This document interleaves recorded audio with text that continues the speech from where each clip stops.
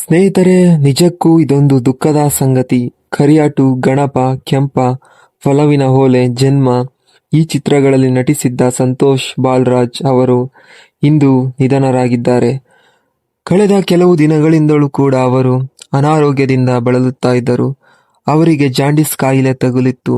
ಬನಶಂಕರಿಯಲ್ಲಿರುವ Sagar Apollo ಆಸ್ಪತ್ರೆಯಲ್ಲಿ ಅವರು ಚಿಕಿತ್ಸೆಯನ್ನು ಕೂಡ ಪಡೆಯುತ್ತಾ ಇದ್ದರು.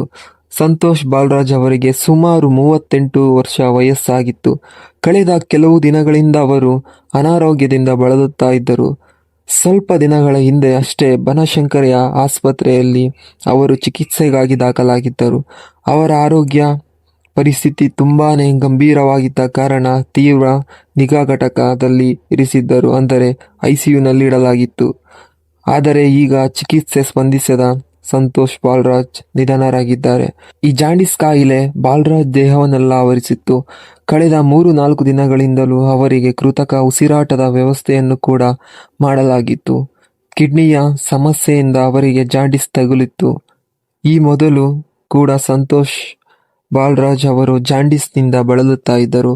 ಆಗ ಅವರು ಚಿಕಿತ್ಸೆಯನ್ನು ಕೂಡ ಪಡೆದಿದ್ದರು. ಆದರೆ ಈ ಬಾರಿ ಪರಿಸ್ಥಿತಿ ಕೈಮೀರಿ ಹೋಗಿತ್ತು. ಸಂತೋಷ್ ಬಾಲರಾಜ್ ಇನ್ನೂ ಕೂಡ ಮದುವೆಯಾಗಿರಲಿಲ್ಲ. ಕೆಂಪ ಸಿನಿಮಾದ ಮೂಲಕ ಸಂತೋಷ್ ಬಾಲರಾಜ್ ಚಿತ್ರರಂಗಕ್ಕೆ ಪ್ರವೇಶ ಮಾಡಿದ್ದರು. ಅದಾದ ಮೇಲೆ ಅವರು ಕರಿಯಾಟು, ಗಣಪ ಸಿನಿಮಾದಲ್ಲಿ ನಟಿಸಿದ್ದರು. ಕರಿಯಾಟು ಸಿನಿಮಾದ ನಿರ್ಮಾಪಕರ ಪುತ್ರರೇ ಈ ಸಂತೋಷ್ ಬಾಲರಾಜ್. ಕಳೆದ ವರ್ಷ ಈ ಆನೇಕಲ್ ಬಾಲರಾಜ್ ರಸ್ತೆ ಅಪಘಾತದಲ್ಲಿ ನಿಧನರಾಗಿದ್ದರು. ಈಗ ಅವರ ಮಗ ಸಂತೋಷ್ ಬಾಲರಾಜ್ ಕೂಡ ಇಹಲೋಕವನ್ನು ತ್ಯಜಿಸಿದ್ದಾರೆ. ಚಿತ್ರರಂಗದಲ್ಲಿ ಒಳ್ಳೆ ಯಶಸ್ಸು, ಚಿತ್ರಗಳನ್ನು ಕೊಟ್ಟು ಸ್ಟಾರ್ ಹೀರೋ ಆಗಿ ಬೆಳೆಯುವಂತಹ ಎಲ್ಲ ಲಕ್ಷಣ ಕೂಡ ಅವರಲ್ಲಿತ್ತು. ಆದರೆ ಅವರು ಇಷ್ಟು ಬೇಗ ಸಾವನ್ನಪ್ಪಿದ್ದು ಕುಟುಂಬ ಸದಸ್ಯರಿಗೆ ಭಾರಿ ದುಃಖವನ್ನು ತಂದಿದೆ.